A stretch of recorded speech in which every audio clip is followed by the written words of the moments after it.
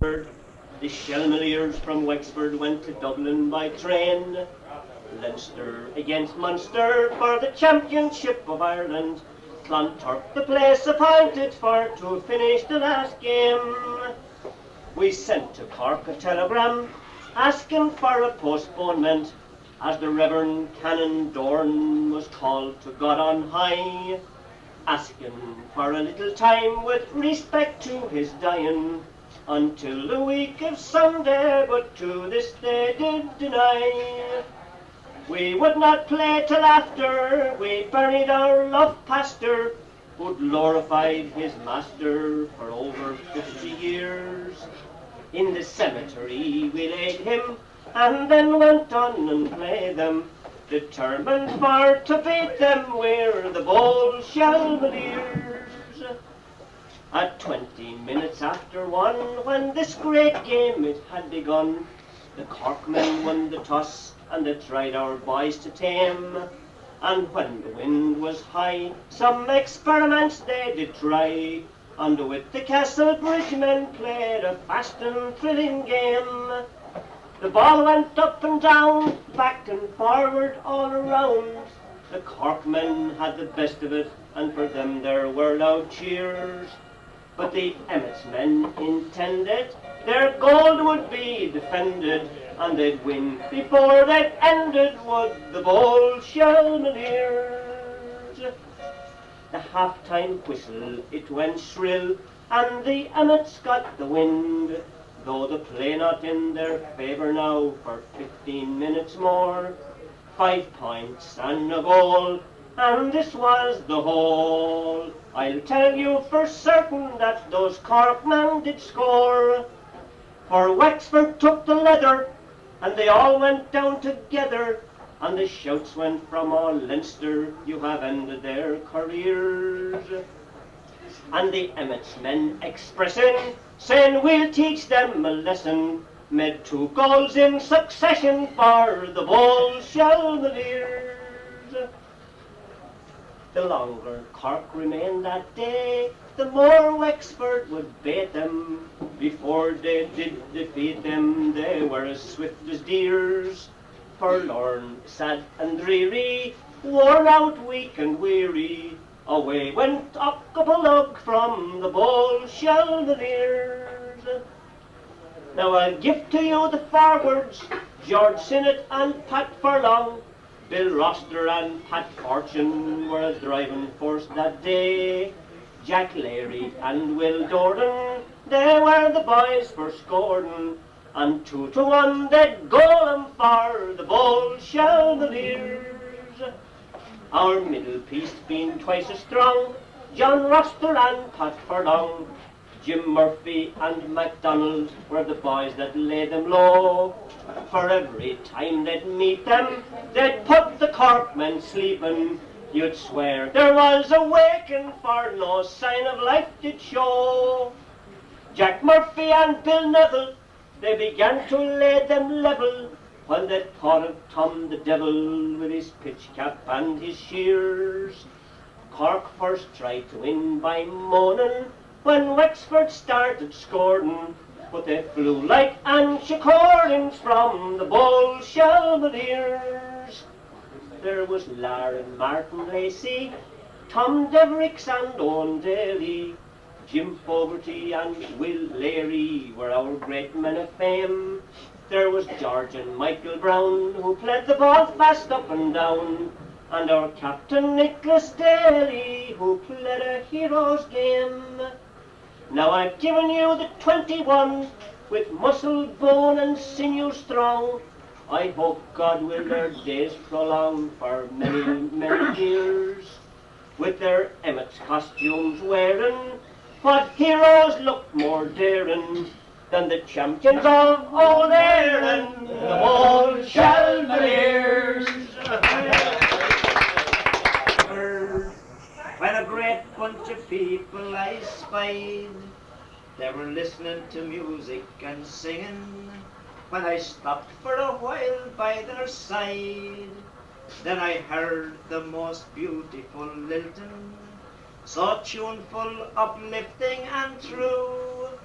And I stopped and I said, with a shake of me head, I don't know that man, do you?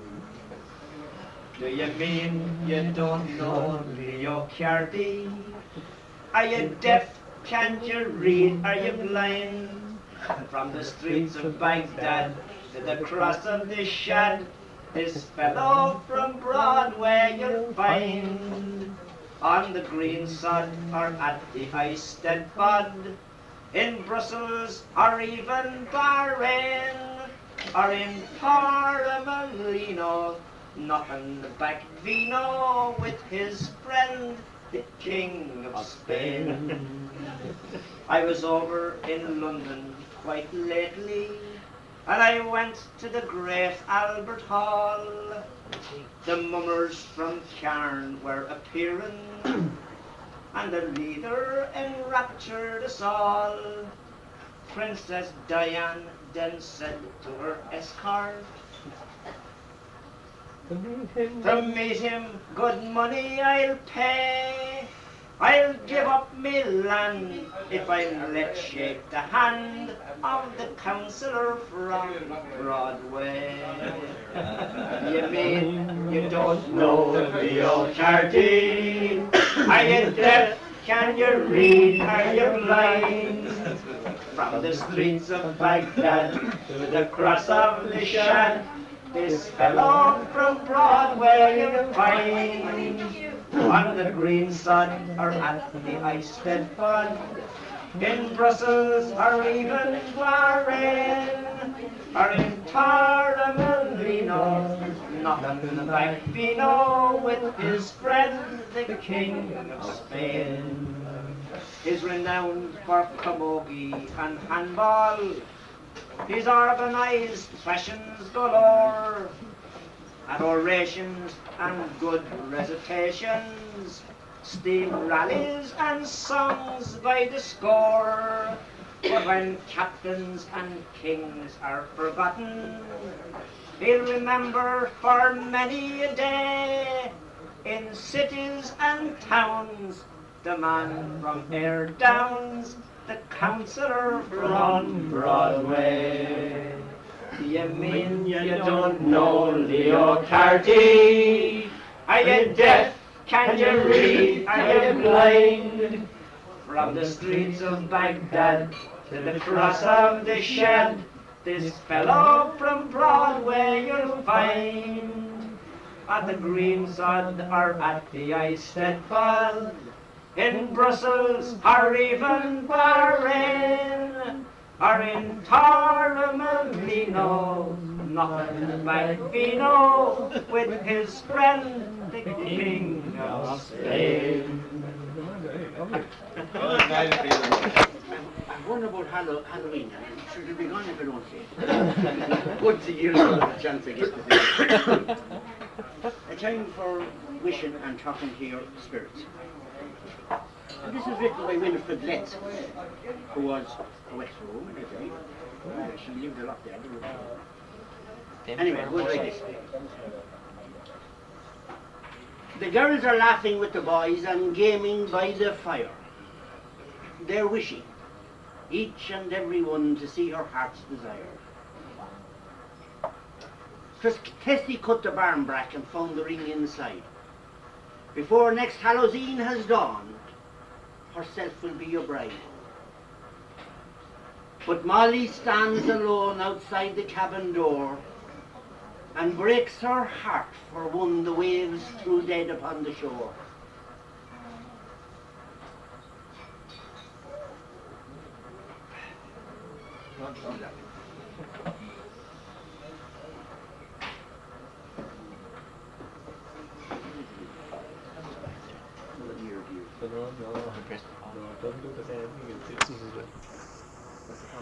Anyway.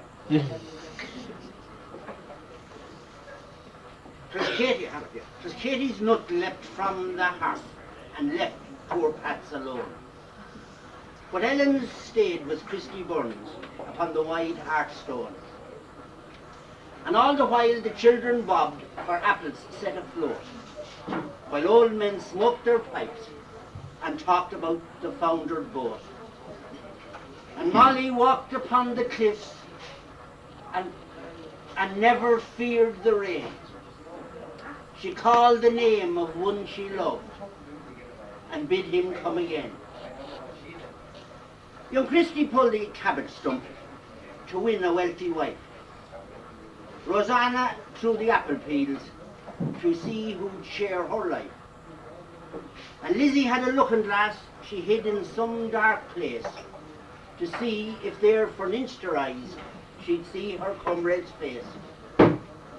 But Molly walked upon the quays where Terry's feet had strayed and sobbed her heart out in the night.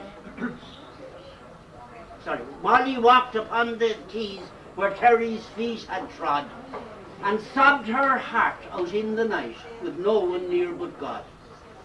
She heard the laughter from the house, she heard the fiddles played. She called her dead love to her side. Why should she be afraid? She took his cold hands in her own. She had no fear of dread, and not a single star looked out to watch the living kiss the dead. The boys are laughing with the girls and gaming by the fire. But Molly, in the cold, dark night, has found her heart's desire.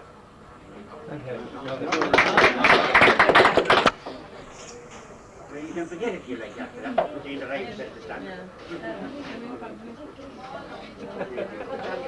You couldn't have gotten in a better place.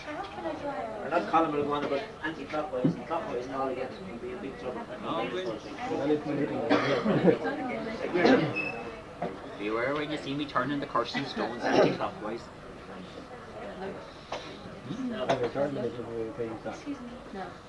Don't mind the rain or the lonely sea.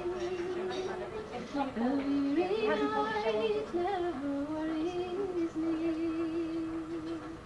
Oh, the hardest time of a sailor's day is to watch the sun as it dies away. Here's one more day on the grateful moonlight. Oh, finest ship that sails the sea is built a prison for the likes of me.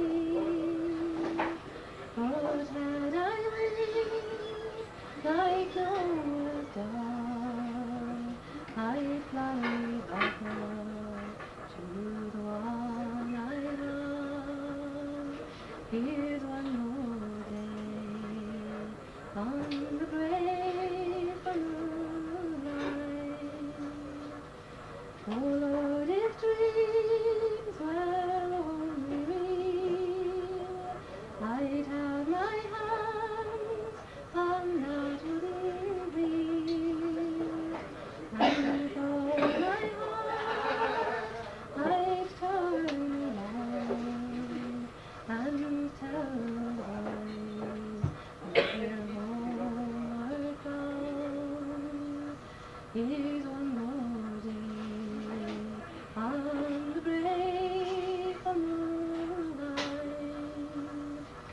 I'd pass the time like some machine until blue waters turn to green. Then I dance on that water shore and sail away, and will I no more, and sail away, and will I no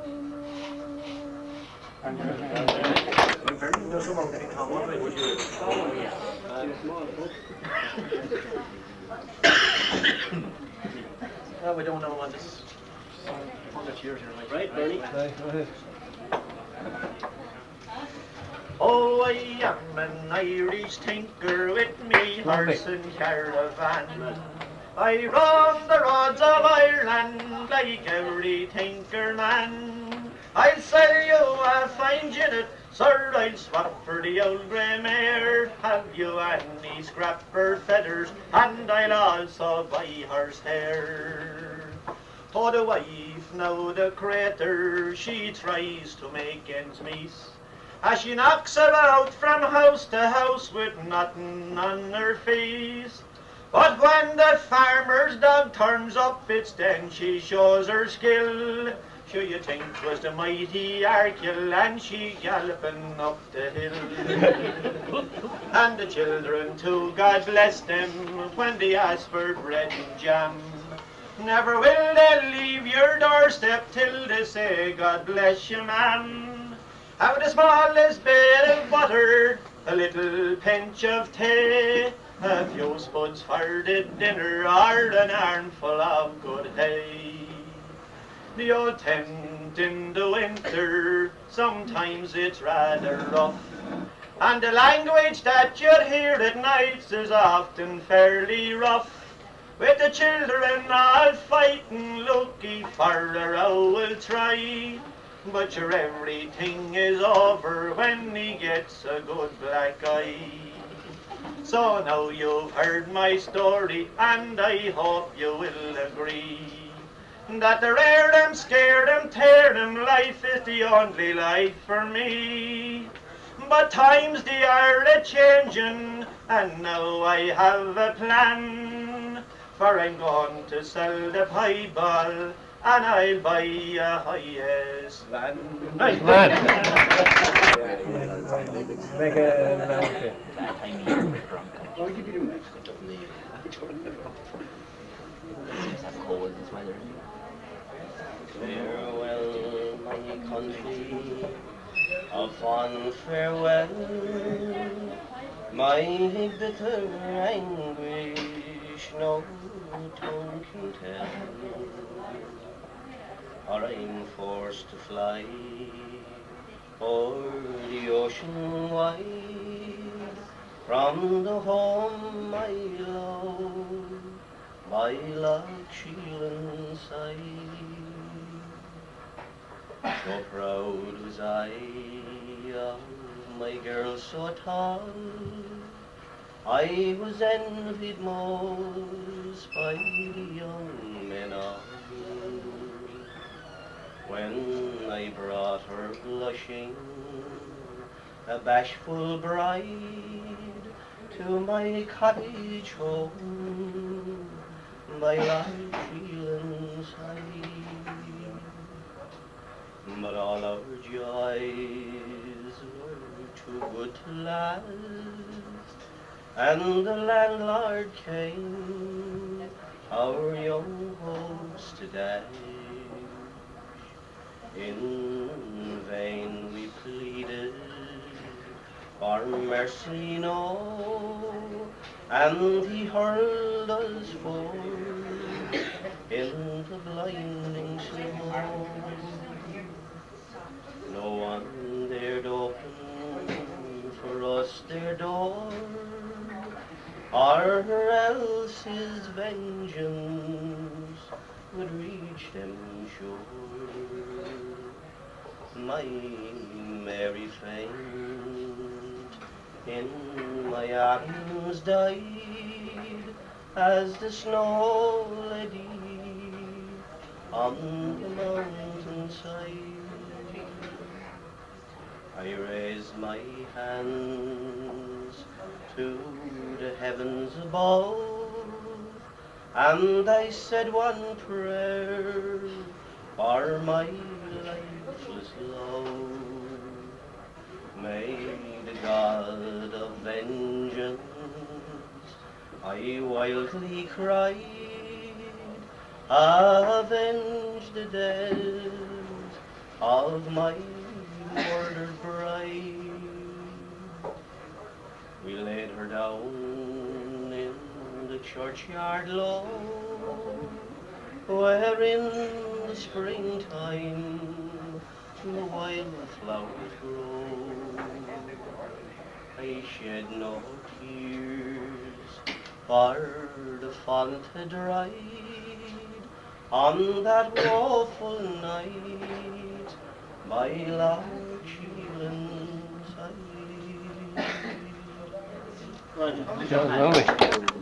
do recitation. It was at the fair of Roche. I heard the sergeant say that the king was wanting soldiers and would give the best of pay. The best of pay, me boys, a medal and a cross, and a fourpence halfpenny pension when he send you back to Roche. And so I was considering a soldier I would turn and break your poor old father's heart, said Mick of Carrigbyrne. But father dear, I'd send you enough to keep you snug and warm. And though it be English gold, I fail to see the harm. Be it English gold or Irish gold, what difference does it make when you have to buy potatoes or the makings of a cake? With a red coat and a rifle, so your son you wouldn't spurn, I'd blow your brains out on the floor, said Mick of Carrigbyrne. But all the same, I'd like to view strange countries over the sea, and with drums and guns and cannonballs blow hutton knots away. I'd see the burning mountains and the fires already made, to boil the new potatoes or bake the griddle bread. And then, and stuff like yourself, Tom.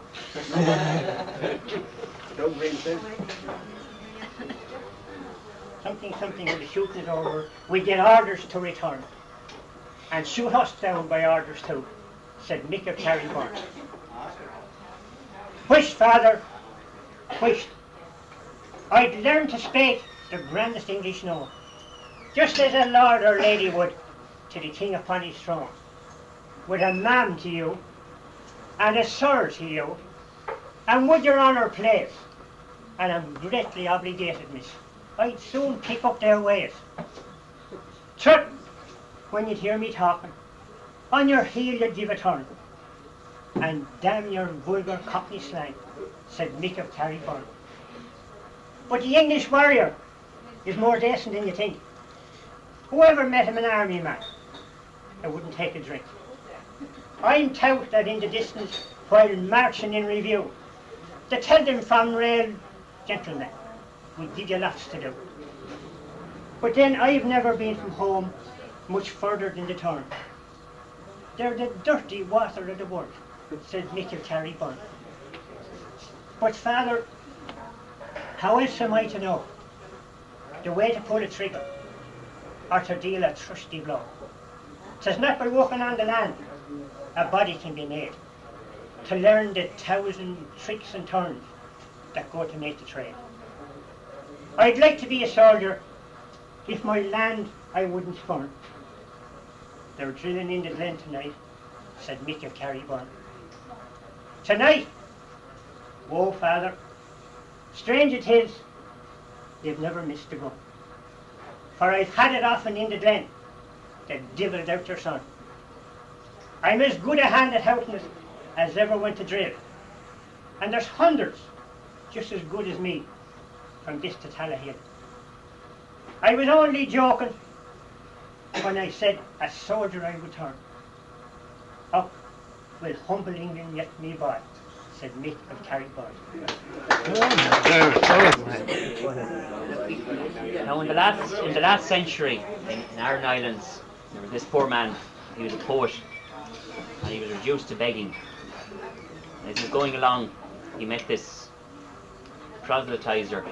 Pardon? A proselytizer, a man trying to inveigle him into the Protestant religion. And the man said to him that he would give him a grand suit of clothes and a grand gold chain on it, and a handy little farm, and a cow and a calf, if he'd only make up a song or a poem praising the Protestant religion and running down the Catholic religion.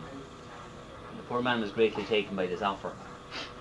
He thought about it, and he went to see the parish priest, and he asked him about it, and the parish priest told him, he said, you can praise them if you want to, if you can, but don't run down your own religion. And the poor man went home anyway, and he thought about it, went to bed, and he woke up, or in his sleep he saw this light coming up to his bed, and the light said to him to give over his soul to be judged. And he woke up in a terrible terror. And he went along to the priest in the morning, and he said he'd seen this light coming to him, asking him to hand over his soul. The priest was reading his breviary. He slapped the clothes and put his hand down on it. He said, "What you saw was the judgment of souls at the end of the world." As he said, "My mind is made up. I'll make a song all right, and it'll be a song that will be remembered." And it goes like this. Bain Shakalaida Amachore Shilalehi Erkunter Dona Yena Malan Craigdegol Ni Vain Shein Macleanta Slach Luther Wallarin Har Ayon Tiger Alohiv Clays a Rega MacNaeidhe Narvolkan Haregos a Night Manam Ver Ascura Knagade the Goyer and Gunter Goil MacNaeidhe na Flocha Marianne of Madaduchish Agus Harish Kakuhil Naim Sher Kunte Shi Hurton O mem is dangen dish as Crejalina visa Anritas gin a reham by a heron treshudol Nivel du the no calbearing Achi ein sa selsha nor der be achi hedena bimri doin nachos Perich grifashias na linte und lahrina hivias Nogadung shirair karish doing isi Evnas nagros is a waiden villish vi in galnar hennar yav a Christi with a mina in skakshli ho is go king terror on mosh O Nerogo is ni bear far Hagard no ga clera Anten show me mashkelo Ante in farsawoin Ante is lo pakayenta is reward a chile fechin ta she skrifer a klare and le vegan farhol Antreo pakalater gatokin makle sorry I leave it there. Yeah, come on.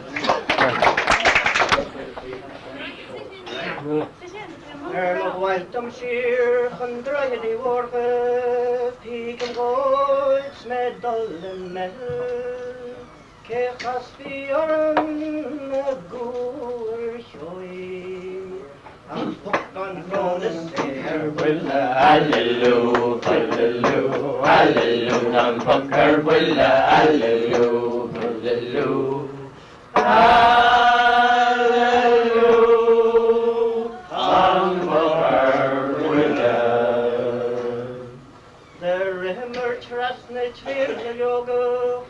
Gawan kora karfod namunya Trasker tawarish and snakar yogi The Rowestown had up and left when you Hallelujah, hallelujah, hallelujah, Tom Pucker, Buile, hallelujah, hallelujah.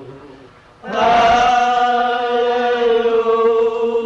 Tom Pucker, Buile. Year of the Carrigbyrne, Rowestown, now red the force on MacNaeidhe. Since Shin the hog, Shin Yembo, left on more Hallelujah, hallelujah, hallelujah, Tom Pucker, Buile, hallelujah, hallelujah. Hallelujah, Tom Pucker, Buile. The garda more a mal and Roche, say can you foresee on medical ach the hog shen of rock the han likes the tongue the Christian where the shaggy Hallelujah, hallelujah, hallelujah, Tom Pucker, Buile, hallelujah, hallelujah. Hallelujah, Tom Pucker, Buile. En angeni korsje omtrenone, bin sagar prostje moknavinje, she dort for ben jol bakoile, ik wat to throw her Hallelujah, hallelujah, hallelujah, Tom Pucker, Buile, hallelujah, hallelujah.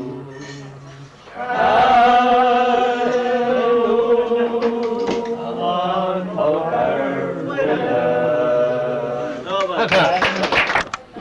On the 14th day of November, in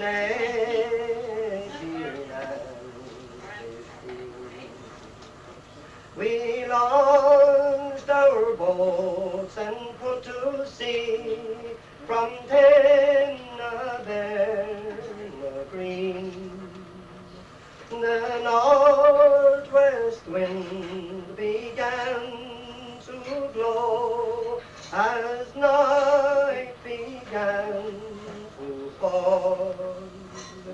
The fishermen being high to sea at the mercy of the squall. It was in that sad and fearful hour each man he took his own. But all our efforts were in vain. We could not make a show. We sat and watched the fading hills that smiled behind the foam. Bade adieu to Tinabearna and the friends we left at home. Our boats being small, well rigged with all, were unable far to sail. The time looks back, so in the name of God, on our friends we must turn tail. We saw them kneel and pray to God as their boats were turned and tossed,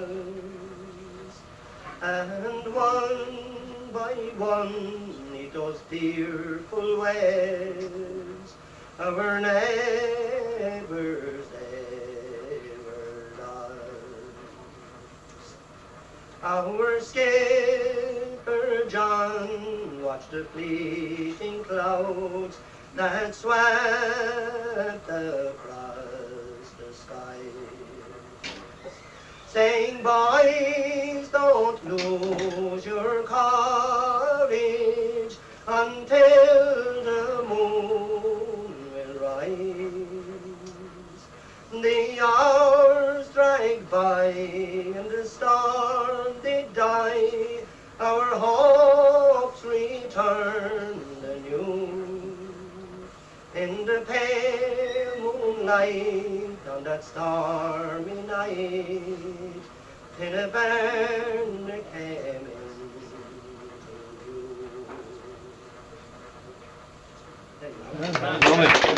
Tread is a weary line. It robs fair maidens of their heart's delight. It makes them weep and it makes them sigh, and it causes them for to mourn and cry. Oh, Father, Father, build me a boat. Out on the ocean I'm going to float, and every big ship that will sail by will remind me of Willie, my bold sailor boy. She was not long sailing on the deep, when a fleet of Frenchmen she chanced for to meet.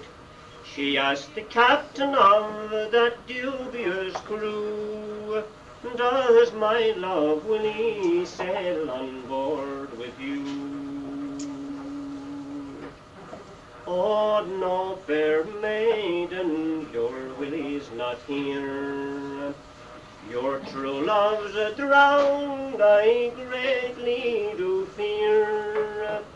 For late last night, as the wind it blew high, we departed, Willie, from the topmast high.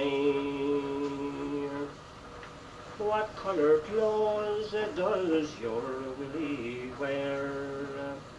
And what is the beaming on your true love's hair? A blue serge jacket and the trousers white, and his curly locks round his waist belt tight.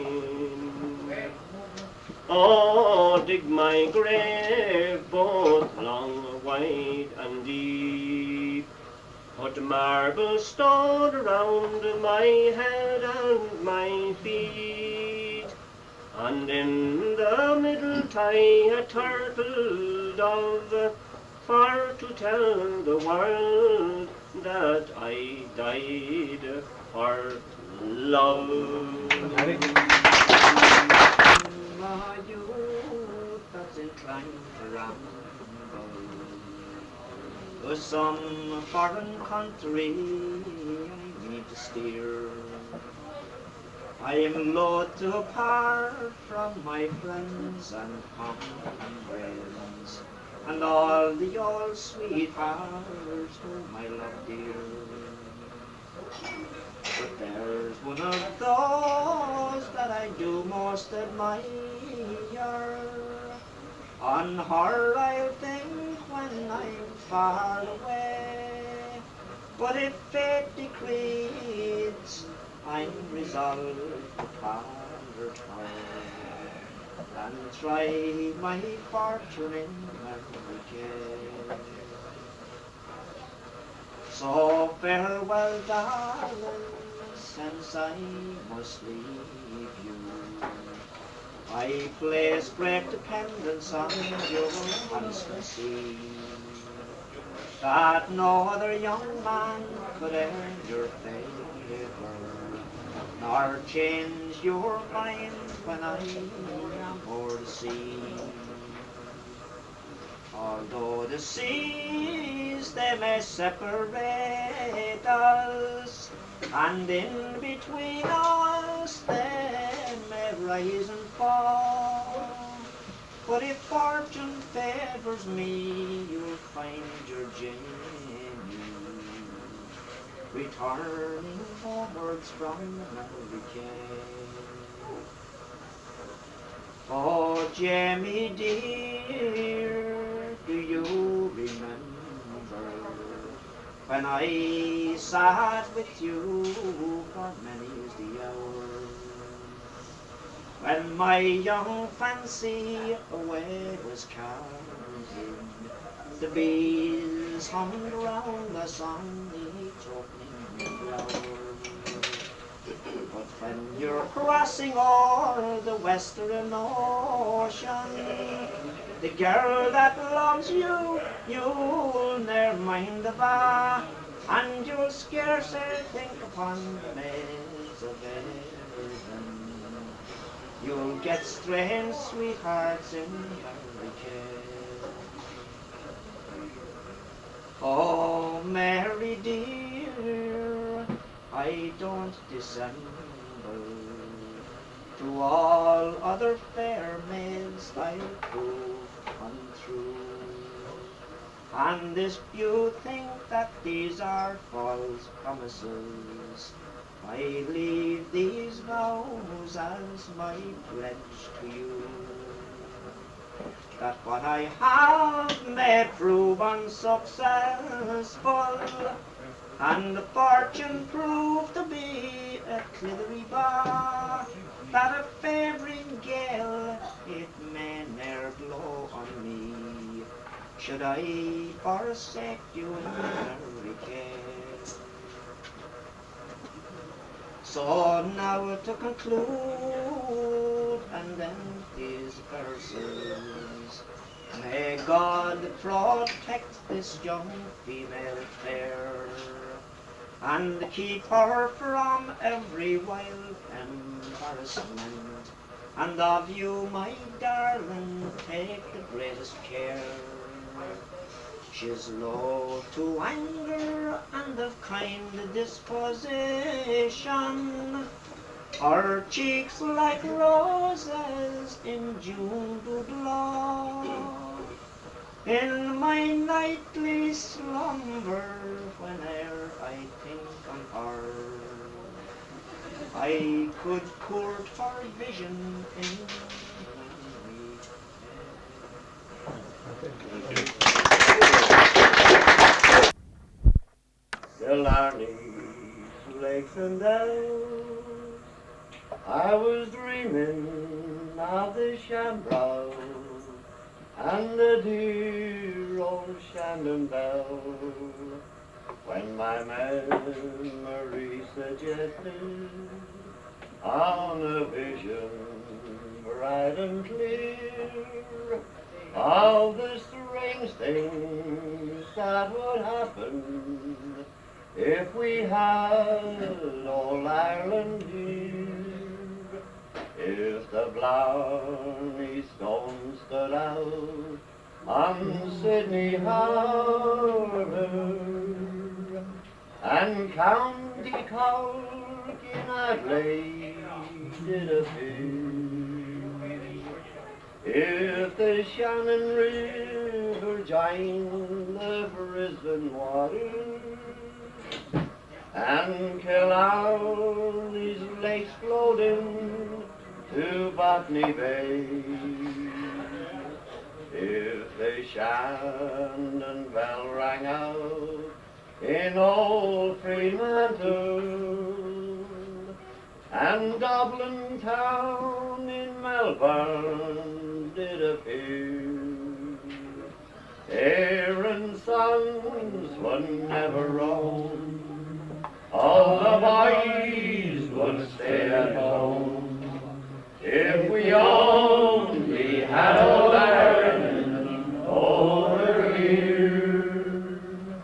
There are lots of pretty collies dancing on the village green, there are lots of fair young maidens, sure the finest ever seen, where the boys are all called Paddy, and the girls called Molly dear. Sure we'd wrap the green flag round them, if we had all Ireland here, if the Blarney Stone stood out on Sydney Harbour, and County Cork in that lady appear. Aaron sounds would never roam, all the boys would stay at home. If we only had old Ireland over here. Come on. Oh, you're a Paddy, Charlie. Didn't you want to go across the set? I went away. I do the one about marrying land. Oh, yes. It's the County Down one, this one actually. Marrying in is the name of it. When a man is 5 and 20, his blood runs strong. Strong and swift and lusty and plentiful and red. And a young fella thinks with that instead of his head. My dad and I walked Connor's land field after field. Field after ploughed field and twice as much in grass. And he says to me, if you don't marry in, you're nothing but an ass. She's not much to look at, but the place is rent-free. You and her could work it with an industrious man, and the poor law valuation is only £20 fee. But I was 5 and 20, and I married Polly Carr. All 5'2" of her and 18 inches round. And her poor law valuation about £10 million. So the people said I was an ass, the loudest me old da. She had no land, nor bank receipts, nor stocks, nor motor cars. But I put a rent on her that would gild a heaven full of stars. I didn't marry land, nor Connor's old maid. I married bees of sunshine tangled in brown hair, and a look that crept into her grey eyes when I was there. A foot that went dancing, a voice that plucked strings, and 2 eyes that heal trouble but let trouble be, and a body that loved, and not because I was a man, but because that man was me. I married April mornings and the sudden smiles of spring, a bang door now and again, and an odd broken cup, a quarrel that riz sudden, and a sweet making up. You know, changeable weather is better than drought. I'm wiser than me old da. So King Solomon married 1,000 women, and still wasn't done. Well, I married as many as him, and I had only one. There's 50 acres on Connor's farm.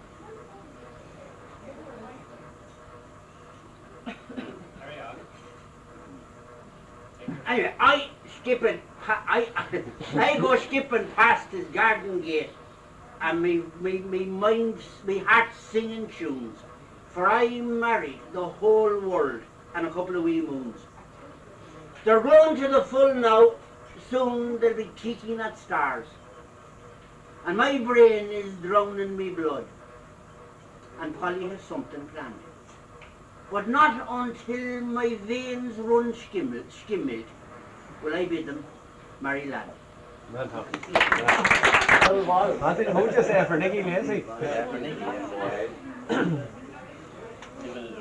That was early Friday morning as I cycled into town.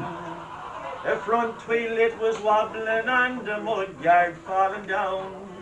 The 2 legs of me breeches was tied up with binding twine. But the pension book kept telling me a pint would soon be mine. Ah, how are you, Mr. Murphy, said the postal clerk to me. Not so bad, says I, for a man of 73. But the fox came to our house last night, and he stole me only duck. I buy a lottery ticket, man, it might just change your luck. Well, I took the little girl's advice and I gave to her £1. Outside I scratched me ticket with a penny I had found. Sure, I nearly went hysterical and the sweat came on me hair when I realised that I'd become a bloody millionaire. No more hay or corn to save, no more feeding calves. One kick from me big boot and the old bike was into halves. I headed for the local, sure I was feeling great, and half of shaggin' Wexford came in to celebrate. Not long after that I had a new suit on me back, a brand new Jeep outside the door with a telephone on the rack. The wife was wearing a blondie wig where her grey head used to be, and the Wellington tracks had disappeared from just below her knee. Sure, I sat there admiring the new dress that she wore, her lovely set of teeth she had installed the day before. I held her oh so tightly like when I was a groom, and we looked rich and graceful as we waltzed around the room. 'Twas then I got an awful shock, sure I thought that I might die, as I spied me big fat missus as I opened up one eye. With the rollers in her old grey head, she nearly made me sick. Get up, she, and beat the cows, you raving lunatic. Oh, it was then I realised that it was all a dream. Sure, the cows were bawling in the field, and the cat was at the cream. Me bike was through against the hedge, and me breeches hung from the line. What was lovely while it lasted, that winning dream of mine.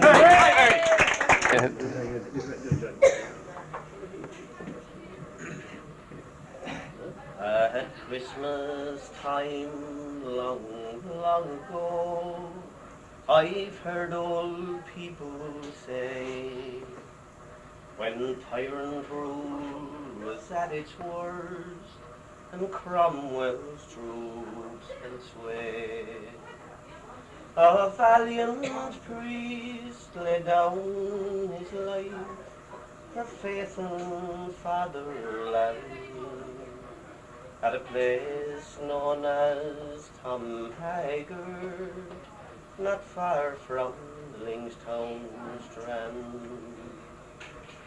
The year was 1653, and priests were hunted down and murdered without mercy wherever they were found.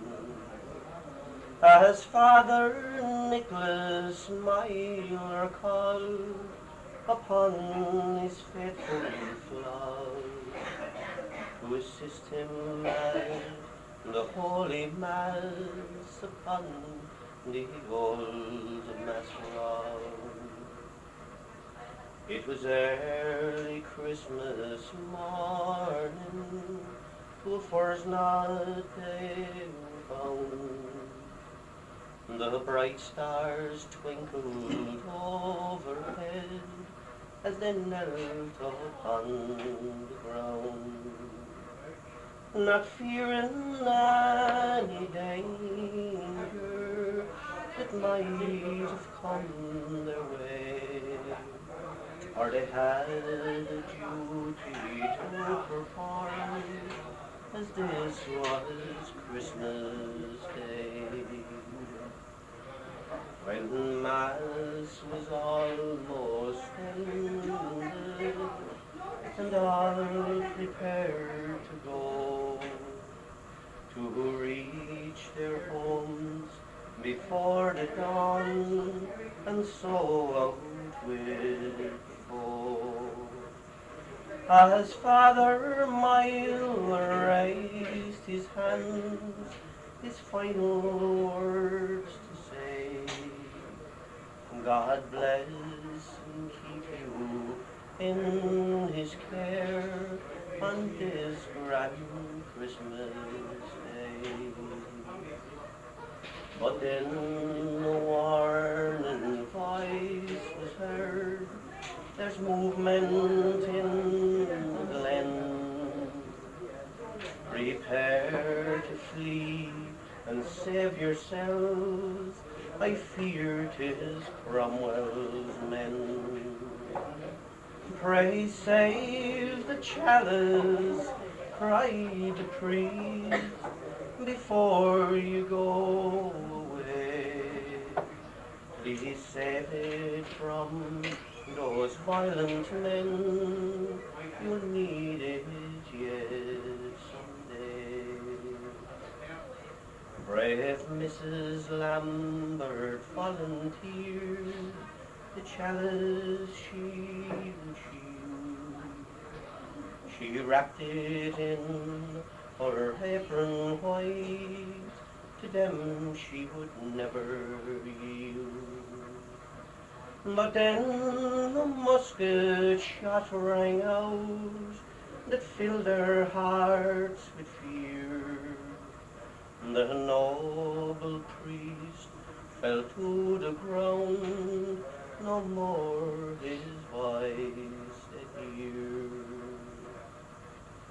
They laid him in the old churchyard where pilgrims come and go, by those holy wells of Anne and James where healing waters flow.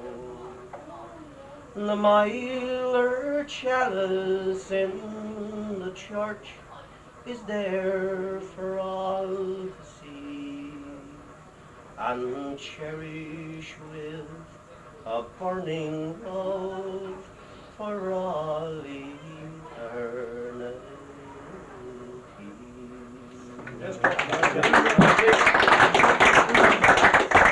Rolls down over Ballymitty the waters, and the salties grow misty and grey. At home on the mainland, our wives and our daughters are wishing good luck on the day. Us with a west wind long blowing, our nets filled o'erflowing, from a shoal that broke under our lee. So raise high a chorus, the way lies before us, with a boat full of spoil from the sea. The wind from the northlands is cruel and smiting, and the young lambs we scarcely can sail, while the wind from the eastland is callous and blighting, and it adds a full to the wail. O sweet west wind singing, a seagull low winging, is our hooper that skims light and free. Then raise high a chorus, the way lies before us, with a boat full of spoil from the sea. The wind from the southland is smooth and beguiling, and it quickens the seeds we have set. But the wind from the westlands is soothing and smiling, and it brings the fresh fish to the net. Then ho for the west wind, for oh 'tis the best wind, to save our poor fishers from dree. As we raise high our chorus, Kilmuckridge lies before us, with our boat full of spoil from the sea. So they'll be round the sail, and they more safely guide her. One more tack, and we make for the pier. See my Ellen with Margaret, and station beside her. May I hear just come safe to my dear. O sweet Queen of Heaven, let praise me be given to the babe who once sat on thy knee. While we raise high our chorus, there's blessing hung o'er us in the boat full of spoils from the sea. On Dermot. Morning was dripping with a pitcher of milk o'er the fair of Coleraine. She spied me, she stumbled, the pitcher it tumbled, and all the sweet buttermilk watered the plain. Oh, what shall I do now? I was thinking of you now. Oh, such a fine pitcher I'll ne'er find again. 'Twas the pride of my dairy, oh Barney McClary, you're sent as a scourge on the girls of Coleraine. Oh, I sat down beside her and gently did chide her that such a misfortune should cause her such pain.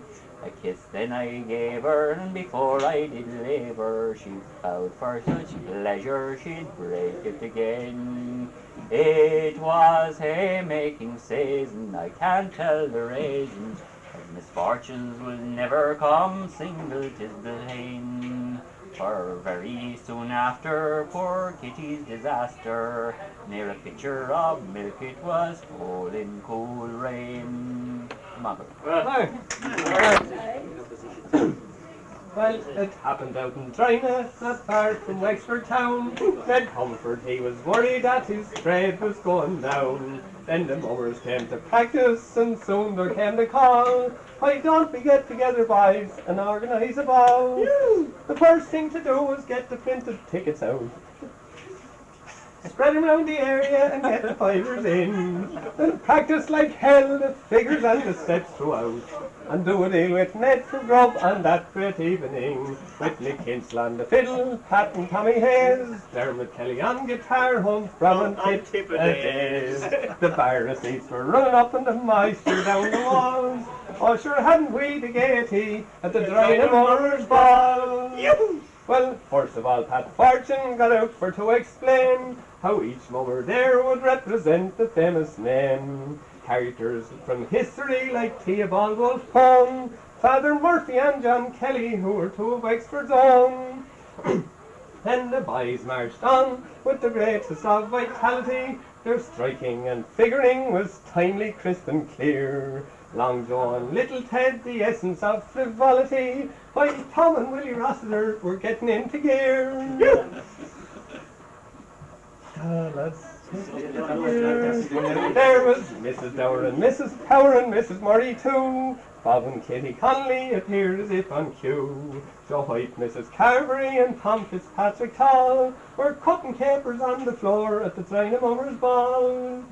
Josie and Tom Kehoe figured with the best of them, with fancy steps the Scallons had never seen before. Half-sets, waltzes and sambas came alike to them, and every time the music stopped they shouted out for more. With Nick Hinsel on the fiddle, Pat and Tommy Hayes, Dermot Kelly on guitar, home from Antipodes. The bar receipts were running up and the meister down the wall. Oh, sure hadn't we the gaiety at the Drinagh Mummers Ball. Then the Brothers Hall from Owenstown got out to show us how 'twas poetry in motion, I'm going to tell you now. They pranced the Mason's apron to the sound of great applause, till a lady from the audience got up to help her cause. Frank Murray played to the best of his ability. Doyles and Scallons got up to do their share. Mick and Nancy Fanning showed no signs of debility, and Bernie made two speeches that were elegant and rare. With Mick Hinsel on the fiddle, Pat and Tommy Hayes, Dermot Kelly on guitar, home from Antipodes. I hope the mummers keep their health, and likewise both the halls. Sure, if we hadn't got the mummers, sure we couldn't have the balls.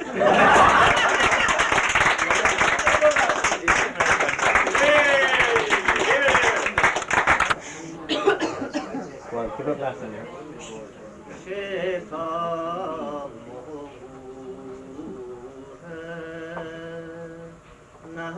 Ryan cat courge, Erin Lantan Ligna, Marlamian Mobra, O Tamil Lukeran,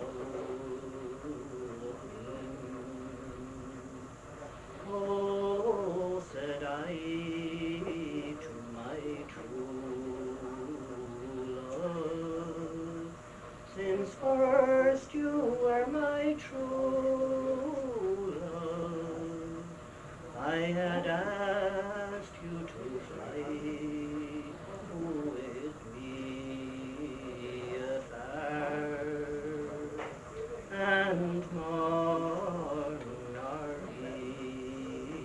evening, in spring or autumn, you are my light and my shining star. As we walk through the meadows and nut-laden bowers, my heart and mind will know no rest until I am wed to my own dear flower, and my hand rests proudly on her snow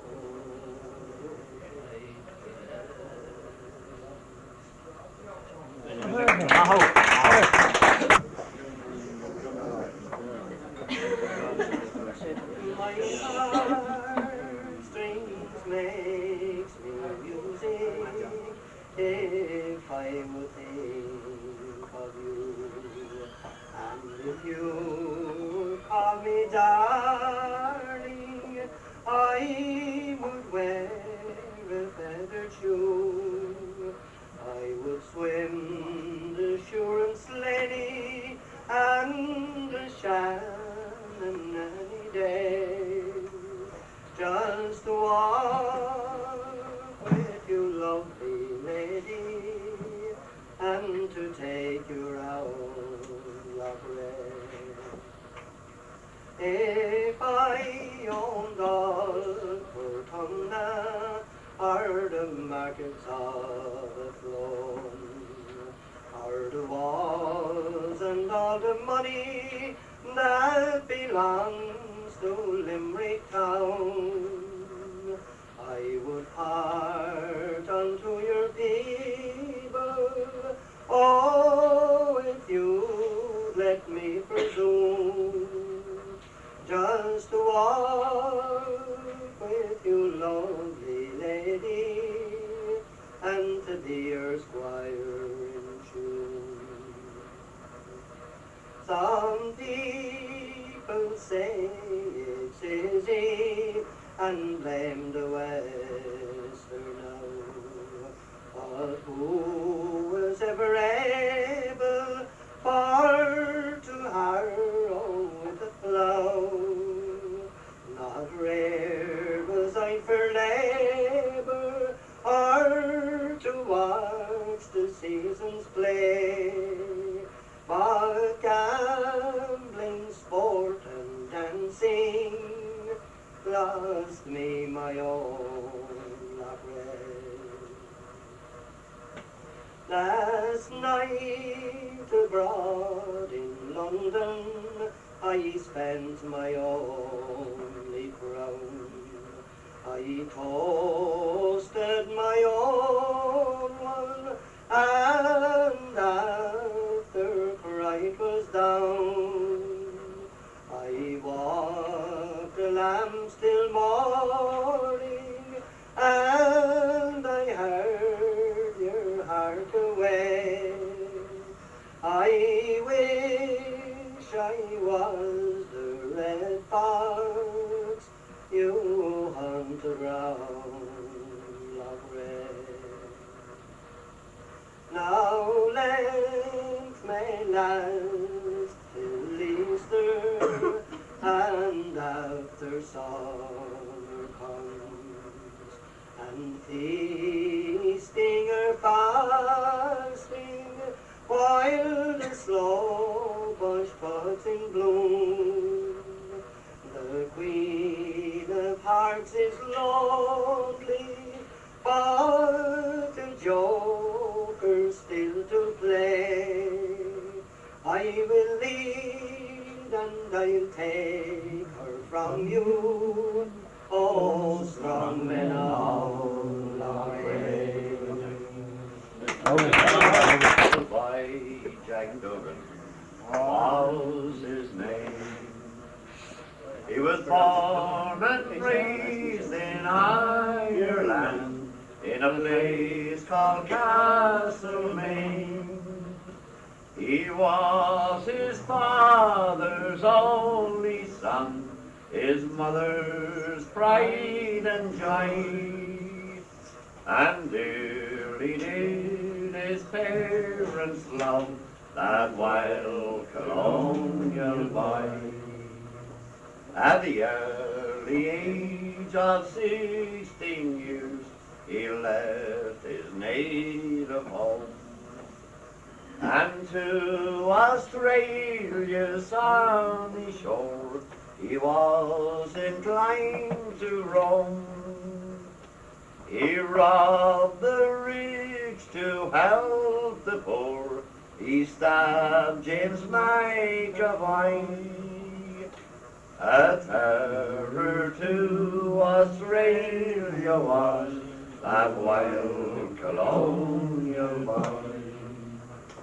One morning on the prairie, as Jack he rode along, he was listening to the mockingbird singing their native song of Sprang's remounted troopers. It was Kelly and it's right. I'll fight, I'll not surrender, cried that wild colonial boy. He fired a shot at Kelly, which brought him to the ground. And as he turned to Davis, he received a fatal wound. A bullet pierced his proud young heart from the pistol of its right. And that is how they captured him, that